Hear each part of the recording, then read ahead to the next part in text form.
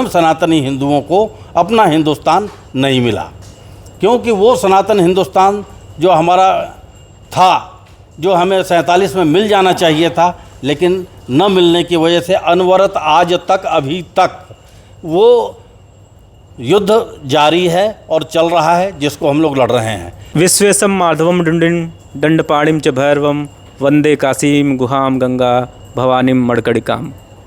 आज काशी, बनारस, वाराणसी में काशी वैभव चैनल की शुरुआत हो चुकी है। चैनल में हमारे हेड जितेंद्र जी हैं और आज के हमारे जो साथ में हैं वो हैं संतोष सिंह, जो विश्व वैदिक सनातन न्यास के अध्यक्ष भी हैं और सेंटर ऑफ सनातन रिसर्च के बाजुरिया जी हैं। आइए हम आज क्या है काशी किस लिए जाना जाता है। आज काशी के अभूतपूर्व सांसद नरेंद्र मोदी जी, काशी नहीं पूरे विश्व के जो सबसे बड़े लीडर हैं नरेंद्र मोदी जी ने घोषणा कर दी है कि भारत में अब जाति जनगणना जो नेक्स्ट सेंसस होगा जाति के आधार पर होगा। इस विषय में हमारे साथ बात करने के लिए आज विश्व वैदिक सनातन न्यास के संतोष सिंह जी अब मौजूद हैं और सेंटर ऑफ सनातन रिसर्च के बाजुरिया साहब हैं। आप सभी का हमारे चैनल में स्वागत है। धन्यवाद। विश्व वैदिक सनातन न्यास जिससे आप जुड़े हुए हैं, ये खासकर सनातन के उत्थान के लिए बहुत ज़्यादा काम कर रहा है, इसके बारे में आप क्या कहेंगे? जनगणना के बारे में सबसे पहले अपने जो न्यास है उसके बारे में बताइए। हमारा न्यास विश्व वैदिक सनातन न्यास के नाम से है, जिस पे हम हिंदुस्तान में लगे इस्लामिक कलंक जो गुलामी काल में लगे हुए थे, उन कलंकों को मिटाने के लिए काम कर रहे हैं। इसी के साथ साथ समस्त विश्व के सनातनियों को एकजुट करने का काम किया जा रहा है। इसके बाद जो शिक्षा के क्षेत्र में हमारे कमज़ोर परिवार के बच्चे हैं, उन बच्चों को शिक्षा के क्षेत्र में आगे पढ़ने के लिए, उनको शिक्षार्जन करने के लिए उनकी हम लोग व्यवस्था करते हैं। विकलांगों की व्यवस्था करते हैं, क्योंकि विकलांग आज इस समाज में रहते हुए भी, चूँकि वो शारीरिक तौर पर विकलांग है, तो इसलिए उसे वो अपॉर्चुनिटी नहीं मिल पाती है जो एक स्वस्थ आदमी को मिलती है। तो उनका अगर कुछ भला हो सकता है तो उनके लिए जो भी काम करने की आवश्यकता होती है उसको भी हम लोग करते हैं। इसी तरह सनातन बोर्ड की भी मांग हम लोग करते हैं अपने संस्था की तरफ से कि सनातन बोर्ड, हिंदू सनातन बोर्ड जो है वो देश में बनना चाहिए, क्योंकि इस्लामिक बोर्ड है यहाँ पे, तो सनातन बोर्ड क्यों नहीं है। गौ रक्षा के क्षेत्र में काम करते हैं। जो बीमार गायें सड़कों पे आवारा की तरह घूम रही हैं, उन गायों को इकट्ठा करके गौशाला में पहुंचाने का काम करते हैं, उनके इलाज का काम करते हैं। इसी तरह गरीबों के लिए हम लोग रोज़गार की भी व्यवस्था बनाने का काम करते हैं, जिससे उनको रोज़गार मिले, उनका परिवार चल पाए। इसके तहत हम लोग छोटी छोटी रेहड़ियों की ज़रूरत पड़ती है, उनको करते हैं। छोटे छोटे ठेले हैं जिन पर वो अपना व्यापार कर सकते हैं। तो ये संस्था हर उस वर्ग के साथ जुड़ी हुई है जो सनातन के साथ जुड़ा हुआ है, और हम सभी सनातनियों को साथ में लेकर के एक स्वस्थ समाज बनाने की दिशा में कार्य कर रहे हैं।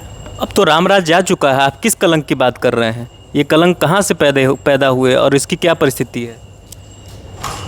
देखिए, राम राज्य आ चुका है, बात कहने की है। राम राज्य कहाँ आ गया मुझे तो कहीं नहीं दिखाई पड़ता है। हाँ, राम मंदिर ज़रूर बन गया है, लेकिन जैसे राम मंदिर बना, एक गुलाम मानसिकता के तहत इस भारत में हम लोग जब रहते हैं तो 1000 साल पुरानी लड़ाई जो चली आ रही थी, जो इसको आप इस तरह से देख सकते हैं, एक सभ्यता का युद्ध चल रहा था। एक सनातन सभ्यता और एक मुग़ल सभ्यता। तो ये जो युद्ध 1000 साल से हम सनातनी यहाँ पे लड़ रहे थे, ये 1947 जब भारत आज़ाद हुआ तो ये ख़त्म हो जाना चाहिए था, लेकिन ख़त्म नहीं हो पाया, क्योंकि धर्म के नाम पर भारतवर्ष का बंटवारा कर दिया जाता है और पाकिस्तान बन जाता है। इस्लाम के लोगों ने पाकिस्तान तो ले लिया, लेकिन यहाँ के तत्कालीन समय के हुक्मरान जो रहे हैं, उन्हें भी हिंदुस्तान में रोक लिया। फिर 200 साल जो राज्य की ये ईसाइयत के रूप में ईसाई सरकारों ने जो काम किया, उन्हें भी हिंदुस्तान में रोक लिया गया और सबको जगह दे दी गई। लेकिन हम सनातनी हिंदुओं को अपना हिंदुस्तान नहीं मिला, क्योंकि वो सनातन हिंदुस्तान जो हमारा था, जो हमें 47 में मिल जाना चाहिए था, लेकिन न मिलने की वजह से अनवरत आज तक अभी तक वो युद्ध जारी है और चल रहा है, जिसको हम लोग लड़ रहे हैं। अगर वो समाप्त हो गया होता तो निश्चित तौर पे आज मथुरा हम सनातनियों के पास होता, काशी हम सनातनियों के पास होता। और यही नहीं, पूरे हिंदुस्तान में जहाँ जहाँ मंदिरों को तोड़कर मस्जिद बनाई गई है, वो हम सनातनी हिंदुओं को लौटा देने का काम लोग किए होते, लेकिन वो लौटा देने का काम नहीं किया गया।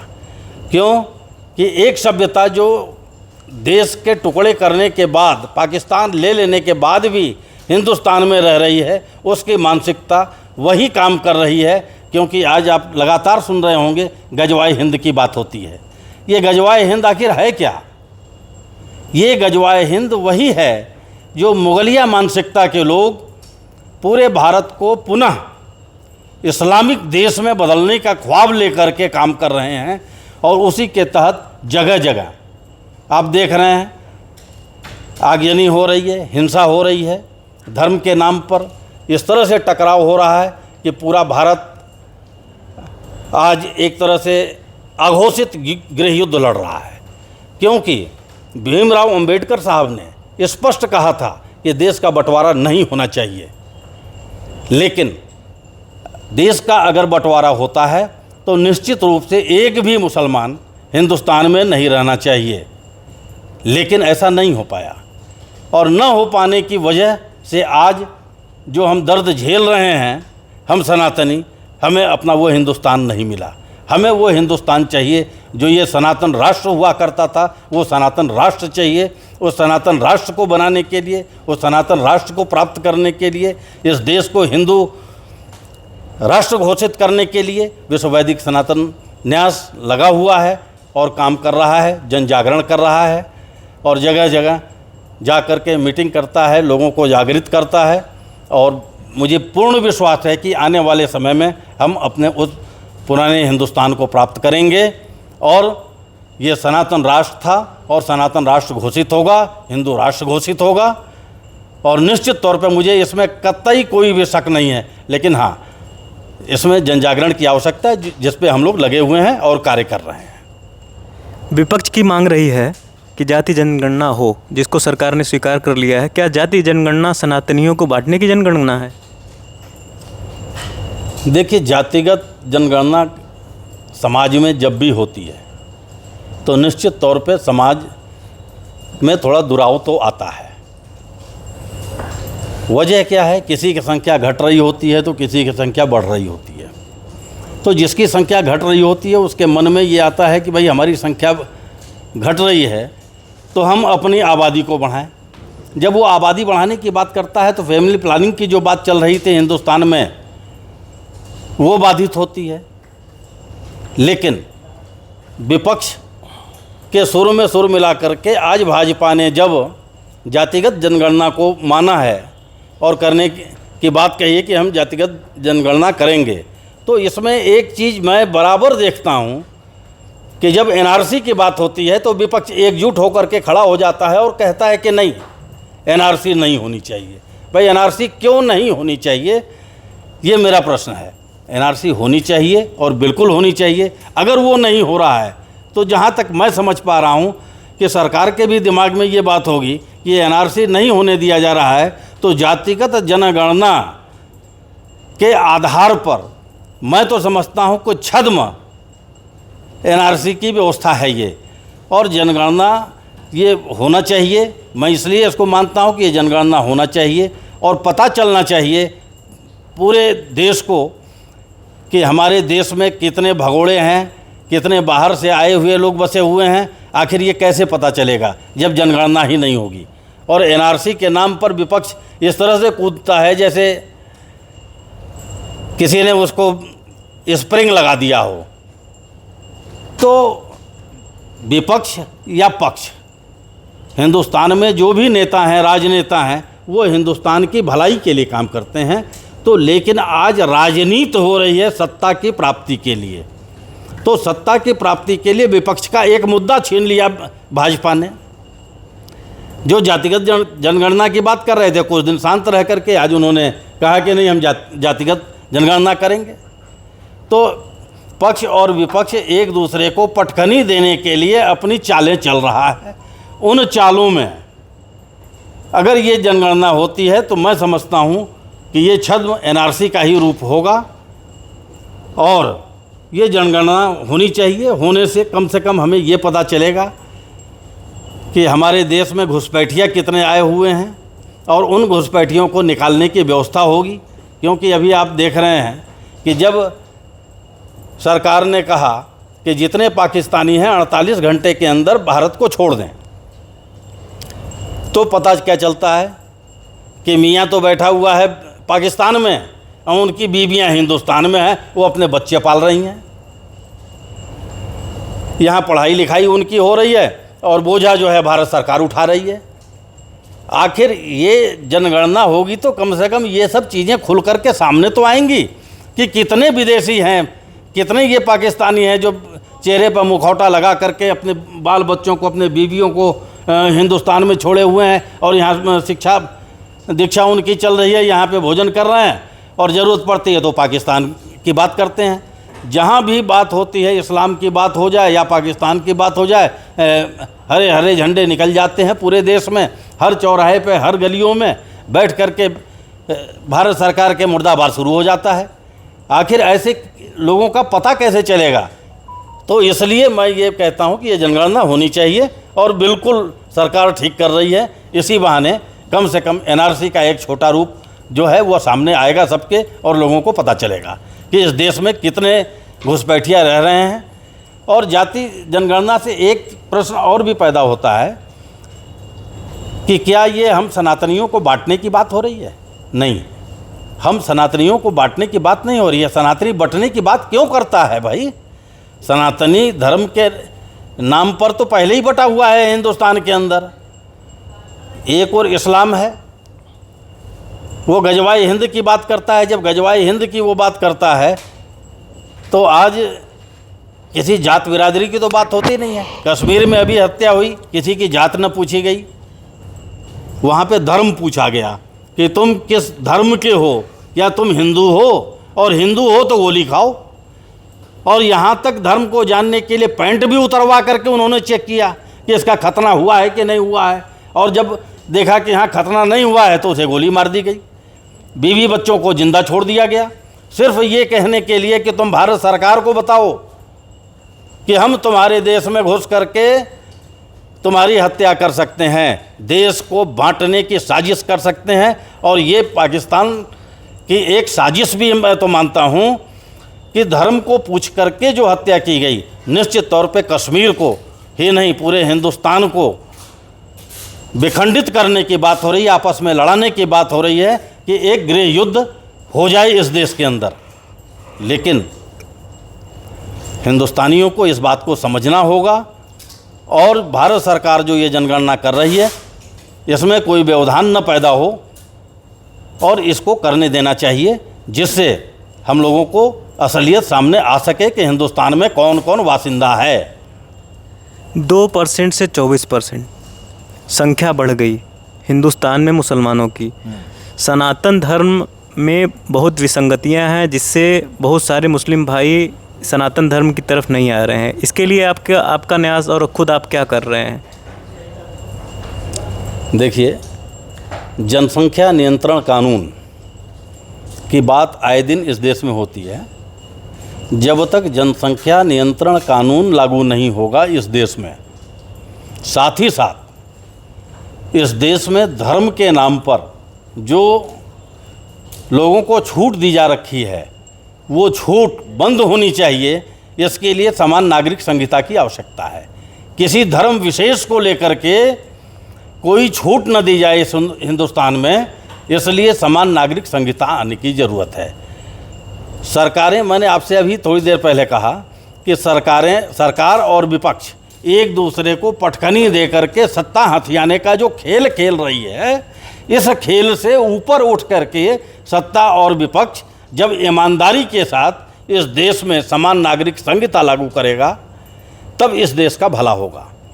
और विश्व वैदिक सनातन न्यास इस दिशा में कदम उठा चुका है, आगे लोगों को भी जागरूक कर रहा है, पोस्टर के माध्यम से जागरूक कर रहा है, मीटिंगों के माध्यम से जागरूक कर रहा है, रैलियों के माध्यम से जागरूक कर रहा है। और इसी के साथ साथ जनसंख्या नियंत्रण कानून इस देश में अविलंब लागू होना चाहिए, जिससे इन सभी समस्याओं का समाधान दिखाई पड़ता है और मैं समझता हूँ कि ये हो सकता है। हमारे साथ रितेश बादुरिया साहब भी हैं जो सेंटर ऑफ सनातन रिसर्च के हैं।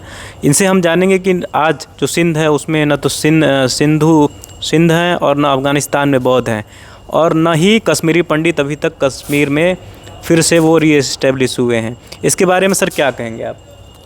देखिए, माननीय संतोष जी ने भी कई चीज़ें बताई, जिसमें कि इस्लाम धर्म का जो प्रादुर्भाव हुआ है, इसके जड़ में जो उनकी घोषणा है कुरान के अंदर कि पूरे विश्व को एक मुस्लिम उम्मा के अंदर कन्वर्ट करना है, ये उनका धार्मिक उद्देश्य है। इस धार्मिक उद्देश्य को प्राप्त करने के लिए वो पिछले 1400 सालों में 634 में जब से मोहम्मद मरे, उसके बाद से ये विषय लगातार चल रहा है, और ये काम मुसलमानों ने अपने ऊपर धार्मिक उद्देश्य के तौर पे लिया हुआ है। ठीक है, रहेंगे। इस बात को पहचानना, जब तक अपने हम लोग शत्रु बोध नहीं जानेंगे कि हमारा शत्रु कौन है, हमारे समाज के अंदर शत्रु बोध का अभाव है। हम सभी को सनातन के नाम पे जो चूरन खिलाया जा रहा है कि सब लोग एक हैं, सब लोग समन्वयता रखी जाए, ये इस देश की सबसे बड़ी समस्या है। अगर कोई हमारा शत्रु है तो क्या हमें उसका शत्रु बोध नहीं होना चाहिए? आज पाकिस्तान को लेकर के जो भाव इस देश में उत्पन्न हुआ, वो शत्रु बोध होने का भाव उत्पन्न हुआ, लेकिन फिर भी कुछ समाज के ऐसे वर्ग हैं जो ख़ास तौर से मुसलमान हैं, वो नहीं कर रहे हैं। तो अपने शत्रु को भी हम शरण दे के बैठे हुए हैं। ये किस प्रकार से आत्मघाती हमारे लिए, समाज के लिए, हिंदू समाज के लिए, धर्म के लिए है। हिंदू धर्म में तो कभी नहीं सिखाया कि अपने दुश्मन को पाल लो। भगवान राम के हाथ में भी शस्त्र है।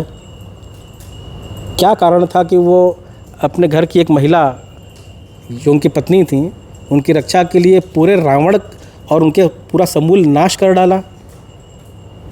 आज के वामपंथी तो शायद ये भी कह देते कि भाई सीता जी को ले लेते और रावण को छोड़ देते, वापस क्यों मारा रावण को। लेकिन जो विचारधारा है, समस्या विचारधारा की है।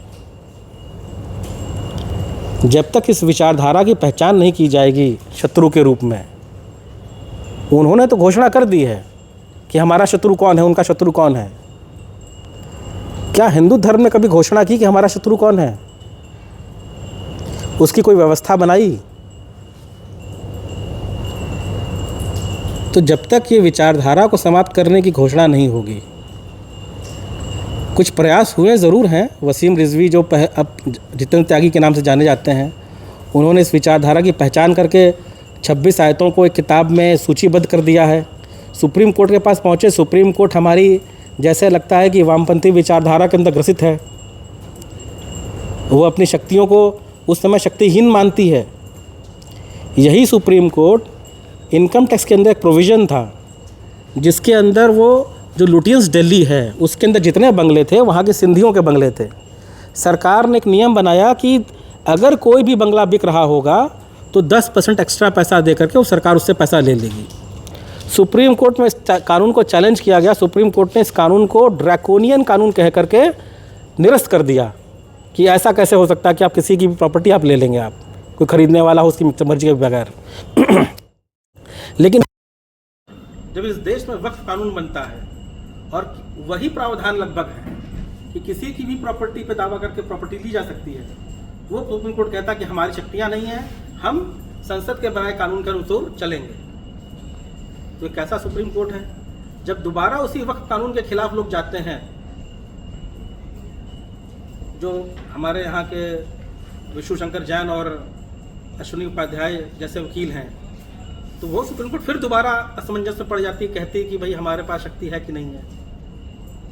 सुप्रीम कोर्ट को अपनी शक्ति का बोध नहीं पता कि हमारी शक्तियां क्या हैं। सुप्रीम कोर्ट वो सुप्रीम कोर्ट जब भारत के संविधान के अंदर प्रियम्बल में इंदिरा गांधी ने इमरजेंसी लगा करके सेकुलर और सोशलिस्टिक वर्ड जोड़ दिया, तो आज नरेंद्र मोदी से मेरी अपील है कि वापस वो इमरजेंसी लगाएं और उसी प्रकार से सेकुलर और सोशलिस्टिक वर्ड संविधान से निकाल दें। ये मोदी प्रधानमंत्री मोदी जी से कर हाथ जोड़ के अपील है, वो कर डालें इस काम में। इस वरना ये देश जलेगा और गृह युद्ध होगा इस देश में। आज नहीं होगा, कल होगा, परसों होगा। वो तब होगा जब मुसलमान बहुतायत में होंगे, लेकिन होना तय है। और हिंदुओं के ऊपर एक युद्ध उधार है। पिछले 1400 सालों में हिंदुओं ने एक भी युद्ध इस धरा के लिए नहीं जीता है। ये हिंदुओं के ऊपर एक युद्ध उधार है, उनको लड़ना होगा, चाहे वो आज लड़े चाहे कल लड़े। बहुत अच्छा बोले सर। आप ये कह रहा हूँ, सनातन धर्म में जो मैंने कहा 2 से 24% हैं, और आप हमेशा लिखते रहते हैं कि जो ये सामाजिक कलंक है इसको दूर होना चाहिए, तो इसके बारे में आप क्या कहेंगे? देखिए, मैं स्पष्ट कह रहा हूँ कि इनकी बढ़ने की, अभी आपको हमने बताया ना कि इस देश में 2 चीज़ें, समान नागरिक संहिता और जनसंख्या नियंत्रण कानून, अविलंब सरकारों को लाना चाहिए। और सरकार को ही नहीं, इसमें विपक्ष को भी साथ में मिलकर के ऐसे कानून को पास करना चाहिए। आपस में सत्ता के हस्तांतरण का खेल मत खेलो भाई।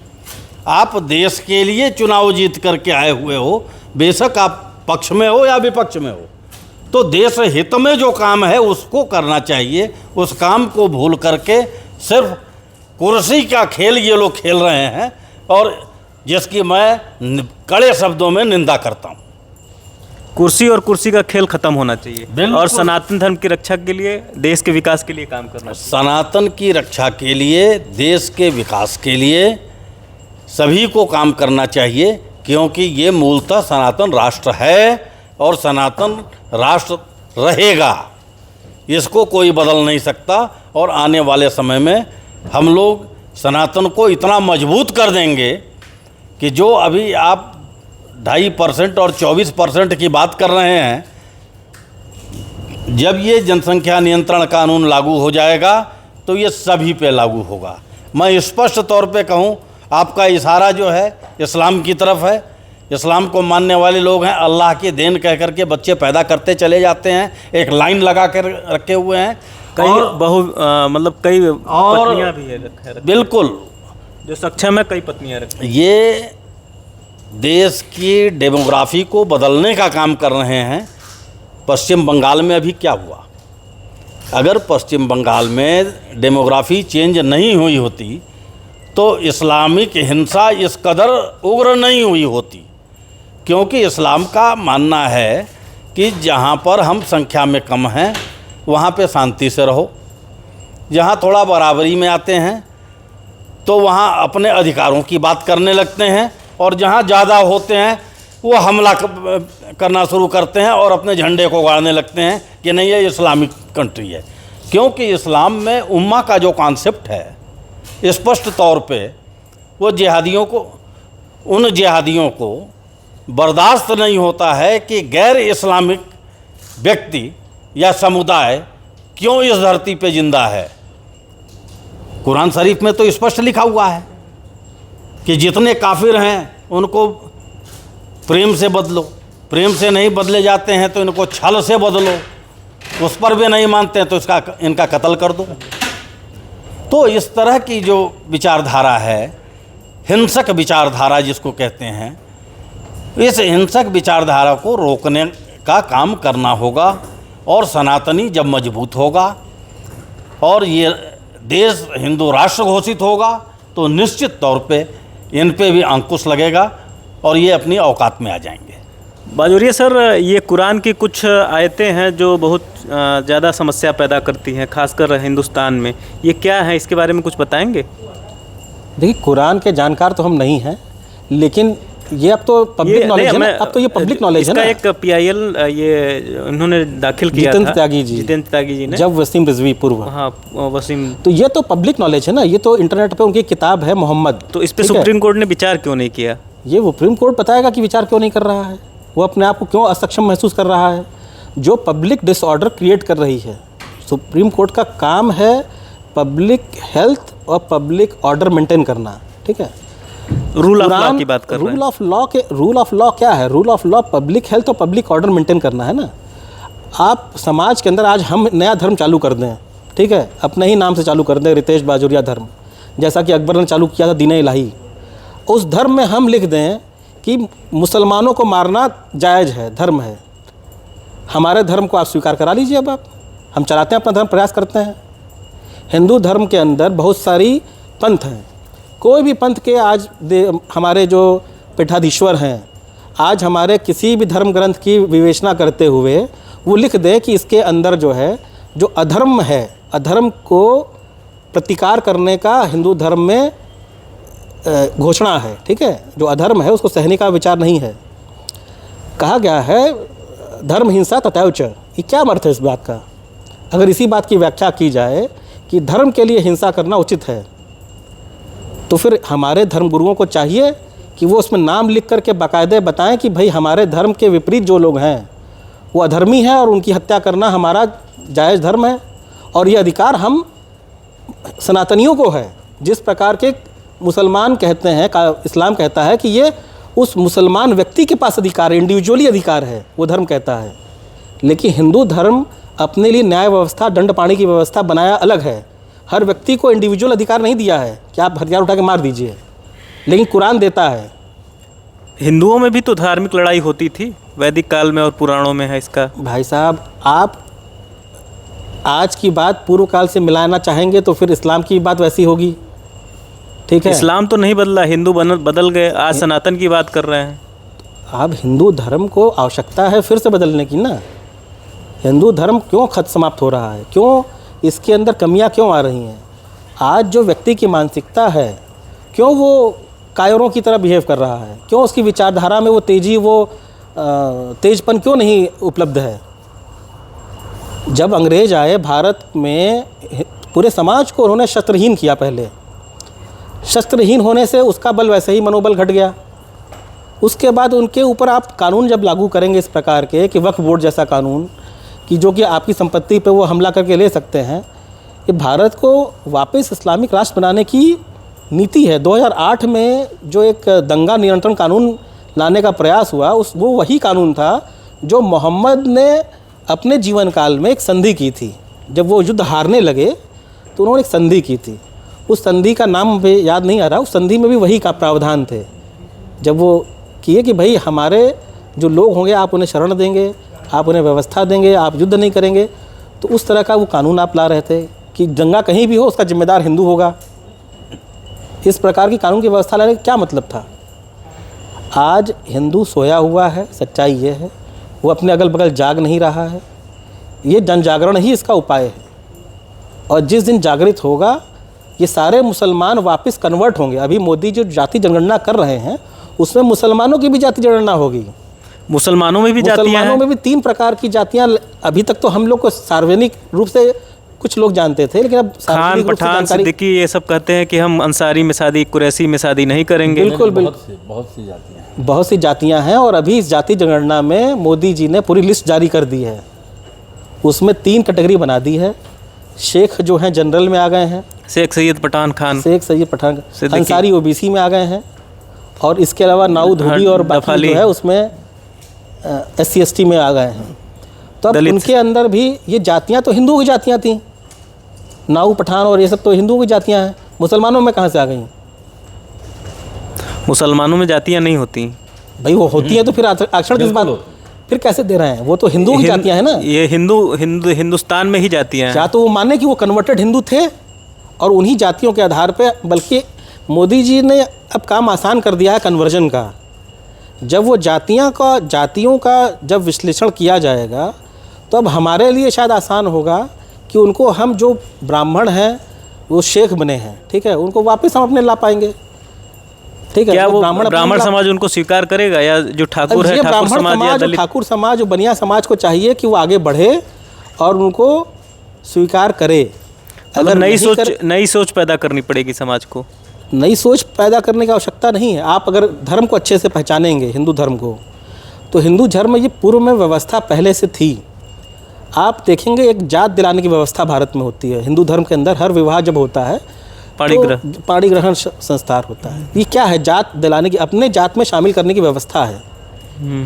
इस व्यवस्था को पहचानने की आवश्यकता है, अपने गोत्र देने की आवश्यकता है। ठीक है। हिंदू धर्म में जो कुंवारी कन्याएं हैं, इनको बच्चिया की तरह माना गया, शुद्ध माना गया है इनको। इसमें कोई धर्म नहीं माना गया उनका।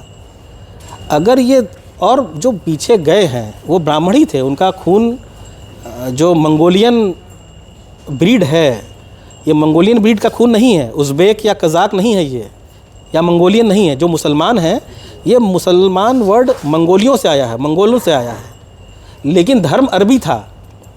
ये भारत में आकर के वो अरबी धर्म अपना के मुसलमान बने हैं। वरना इनका खून अगर आप जाइएगा देखिएगा DNA का टेस्टिंग, तो ये मंगोलियन से मैच करेंगे। ये उज़्बेक, इनकी चंगेज़ खां और जो बाबर हैं, ये मंगोलियन और उज़्बेक हैं ये लोग। तो ये थे हमारे संतोष सिंह साहब, जो विश्व वैदिक सनातन न्यास के हैं, और Ritesh Bajoria centre for Sanatan research के हैं। आइए हम कुछ राय जानते हैं हमारे जो चैनल हेड हैं जितेंद्र यादव जी से। आप जाति जनगणना की बात कर रहे थे। पहले तो आप काशी वैभव चैनल आज लॉन्च हुआ है, जिसकी बहुत बहुत बधाई सभी को। और ये काशी का चैनल है, मैं तो एक कर्मचारी मात्र हूँ। और जाति जनगणना पे आप जो बात कर रहे हो, उससे मैंने एक बहुत ही वायरल ट्वीट किया था बहुत पहले। उस पर मैंने लिखा था कि सबसे पहले न्यायपालिका और मीडिया में जाति जनगणना हो, और सबसे पहले इन्हीं दो जगहों पर सर्व समाज का प्रतिनिधित्व सुनिश्चित किया जाए। ये दो सेक्टर पूरे देश के, न्यायपालिका और मीडिया यहाँ पे होनी चाहिए। जुडिशरी और मीडिया यहाँ पे होनी चाहिए। इसका और आप खुद अगर गिनती करेंगे तो आप पाएंगे क्या, ये बताने की आवश्यकता नहीं है। आप खुद देख लीजिए, नाम अब गिना दूंगा मैं आपको। आप मीडिया में देखिए नाम, जो नेक्स्ट चीफ जस्टिस होने वाले हैं वो तो SC हैं। अब जुडिशरी में नाम देख लीजिए। हाँ, अब SC है ना। इसके पहले आप देख लीजिए ना, देश के प्रधानमंत्री OBC हैं, देश की जो राष्ट्रपति हैं वो। मैं जुडिशरी और मीडिया की बात कर रहा हूँ। ये दो सेक्टर बहुत इंपॉर्टेंट सेक्टर हैं भारत के, यहाँ होना चाहिए। अब मीडिया में देखिए, अब त्रिपाठी, मिश्रा, मैं जातिवाद नहीं कर रहा हूँ, मैं बता रहा हूँ आपको कि वहाँ पे ये नाम है कि नहीं है। आप खुद मीडिया में कोई एंट्री बैरियर नहीं है। कोई भी व्यक्ति उठ करके मीडिया का काम कर सकता है। वहाँ कोई एंट्री बैरियर नहीं है। कोई वहाँ पे सभी समाज का प्रतिनिधित्व तो वो व्यक्ति खुद करे ना, उसको रोका नहीं है किसी ने। किसी ST व्यक्ति को किसी ने रोका नहीं कि तुम मीडिया का चैनल मत चलाओ, खुद चलाए। आप स्वतंत्र हैं। जो संविधान के आर्टिकल हैं तो हैं, वो आपको 4 PM तो बंद कर दिया गया। राष्ट्र विरोधी काम क्यों बंद? राष्ट्र विरोधी काम आप नहीं करेंगे। 4 PM क्यों बंद कर दिया? सिर्फ इसलिए उनको कारण तक नहीं बताया प्रधानमंत्री जी। मिनिस्ट्री ऑफ ब्रॉडकास्टिंग की कुछ गाइडलाइन होती हैं। जब आप देश से बाहर जाते हैं और देश से बाहर की बात करते हैं, तो उनके कुछ राइट्स हैं जिस पे वो एक्शन लेते हैं। उन्होंने कुछ ऐसा किया जिसकी वजह से उन्हें बताया तो जाना चाहिए ना। मैं आपका मर्डर किया, मुझे बता तो चले कि मैंने क्या किया। नोटिस देता है सरकार, नोटिस देता है। सरकार ने ऐसा कुछ नहीं, उसमें कारण बताया ही नहीं है सरकार ने। पढ़िए, सबसे बड़ी बात है कि जो ब्रॉडकास्टिंग एसोसिएशन है उस पर आप कंप्लेन फाइल करते हैं, तो उस कंप्लेन पर ही एक्शन होता है। उस पर सरकार ने कारण ही नहीं बताया। मैंने पूरा पढ़ा है उसको, मैंने उसके ऊपर शो भी किया है। तो देखिए, जुडिशरी में और मीडिया में जाति जनगणना बेहद आवश्यक है। अगर उससे क्या फ़ायदा होगा? उससे ये होगा कि भेदभाव नहीं होगा। भेदभाव वाला देश कभी भी पूर्ण विकसित देश नहीं हो सकता। अब मीडिया क्या कर रही है आप खुद जानते हैं। इस समय मीडिया लोकतंत्र की हत्या कर रही है। लोकतंत्र की हत्या ये कैसे हो सकती है? ये भारत तो बहुत बड़ा लोकतांत्रिक मीडिया लोकतंत्र की हत्या कर रही है, पूरी तरह से कर चुकी है। कुछ ही पत्रकार चुनिंदा बचे हैं, जैसे आप हैं। आपका भी मैं नाम उसमें लूँगा कि आप भी स्वतंत्र पत्रकारिता करते हैं, और अच्छी बात है। सनातन की बात संतोष सर रखते हैं, अच्छी बात है, उनका अपना बात है। सनातन भी देश का हिस्सा ही है, देश से अलग नहीं है। संतोष सर से भी मैं सहमत हूँ, और रितेश बाजोरिया जी भी सही कर रहे थे। सनातन की बात करना कहाँ तक गलत है? मैं इसके वो खिलाफ नहीं हूँ, लेकिन सनातन के अंदर आप देखिए, वही एंकर जो जाति जनगणना के खिलाफ बात करते थे, चित्रा त्रिपाठी जी। चित्रा त्रिपाठी जी का ट्वीट आप देखिए ना, चित्रा जी का ट्वीट क्या आ गया। वो तो करना था पाकिस्तान पे, अब कर दिया जाती है। ये चित्रा जी का ट्वीट था, क्योंकि ये जो वहाँ के एंकर हैं उनमें अब उदासी छा गई है। एंकर तो पेड होते हैं, वो जो बाईलाइन होता है उसको वो बोलते हैं और छापते हैं। मेन तो कंट्रोलर कोई और होगा। आपके फेसबुक पोस्ट का कौन कंट्रोलर है? आपके ट्विटर पोस्ट का कौन कंट्रोलर है बताइए? मैं ये नहीं कहता, संतोष जी जो चला रहे हैं सनातन न्यास, बिल्कुल मैं उसका समर्थन करता हूँ, खुलेआम ऑन एयर मैं कहता हूँ कि मेरा चैनल रिपब्लिक हिंदुस्तान भी समर्थन करता है और शुरू से करता आया है। लेकिन एक चीज है जो देश में बांट रही है, इसे आप समझिए। ये तो अमेरिका में भी है, चाइना में भी है। दलितों का शुरू में क्या था कि दलित ये कहते थे कि हमें मंदिरों में नहीं घुसने दिया जाता था, कहते थे कि नहीं कहते थे, और ये आप भी से इनकार नहीं करते थे, ये होता था शुरू में। ये संतोष जी जैसे लोग हैं जो देश में अब ये ला रहे हैं बराबरी, कि ये लोग कह रहे हैं कि दलित तुम भी, आप हिंदू हो, ये एक कर रहे हैं, तो भैया हम तो इनके समर्थन में हैं। लेकिन जातिगत भेदभाव जो है वो हो रहा है अभी भी। अब इसको कहाँ तक संतोष सर दूर करेंगे? अभी तो धीरे धीरे ये आगे बढ़ना है, अब धीरे धीरे पूरे देश में फैलेंगे। तो इनके काम का तो मैं समर्थन करता हूँ, तो इनका काम भी तो वही काम है ना, ये भी तो बांटने की तो बात कर ही नहीं रहे हैं, ये तो सिर्फ हिंदू की बात कर रहे हैं, तो हिंदू की बात होनी चाहिए। तो ये था काशी वैभव के लिए अपने अपने विचार, जिसमें आज हमारे साथ जुड़े संतोष सिंह साहब, जो विश्व वैदिक सनातन न्यास के अध्यक्ष भी हैं, और सेंटर फॉर सनातन रिसर्च के रितेश बाजोरिया, जो काशी के जाने माने चार्टर्ड अकाउंटेंट हैं, और हमारे चैनल हेड जितेंद्र यादव। धन्यवाद।